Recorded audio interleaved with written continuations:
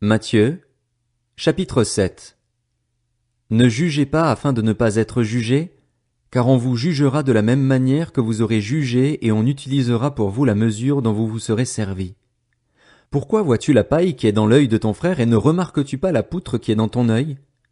Ou comment peux-tu dire à ton frère, « Laisse-moi enlever la paille de ton œil » alors que toi, tu as une poutre dans le tien? Hypocrite, enlève d'abord la poutre de ton œil, et alors tu verras clair pour retirer la paille de l'œil de ton frère. Ne donnez pas les choses saintes aux chiens et ne jetez pas vos perles devant les porcs, de peur qu'ils ne les piétinent et qu'ils ne se retournent pour vous déchirer. Demandez et l'on vous donnera. Cherchez et vous trouverez. Frappez et l'on vous ouvrira. En effet, toute personne qui demande reçoit, celui qui cherche trouve et l'on ouvre à celui qui frappe. Qui parmi vous donnera une pierre à son fils, s'il lui demande du pain? Ou s'il demande un poisson, lui donnera-t-il un serpent? Si donc, mauvais comme vous l'êtes, vous savez donner de bonnes choses à vos enfants, votre Père céleste donnera d'autant plus volontiers de bonnes choses à ceux qui les lui demandent.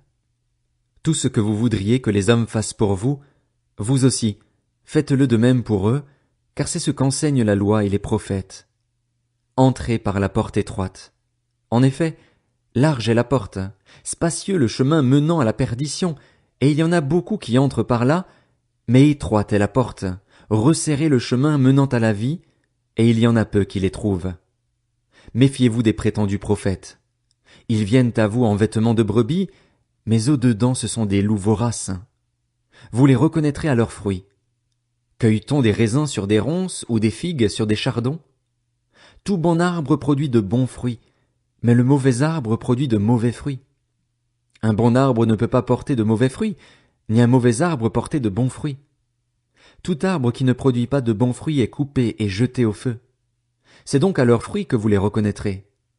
Ceux qui me disent « Seigneur, Seigneur » n'entreront pas tous dans le royaume des cieux, mais seulement celui qui fait la volonté de mon Père céleste.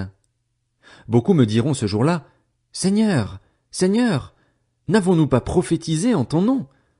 N'avons-nous pas chassé des démons en ton nom? N'avons-nous pas fait beaucoup de miracles en ton nom? » Alors je leur dirai ouvertement, « Je ne vous ai jamais connus. Éloignez-vous de moi, vous qui commettez le mal. » C'est pourquoi, toute personne qui entend ces paroles que je dis et les met en pratique, je la comparerai à un homme prudent qui a construit sa maison sur le rocher. La pluie est tombée, les torrents sont venus, les vents ont soufflé et se sont déchaînés contre cette maison. Elle ne s'est pas écroulée, parce qu'elle était fondée sur le rocher. Mais toute personne qui entend ces paroles que je dis et ne les met pas en pratique ressemblera à un fou qui a construit sa maison sur le sable. La pluie est tombée, les torrents sont venus, les vents ont soufflé et se sont abattus sur cette maison. Elle s'est écroulée et sa ruine a été grande.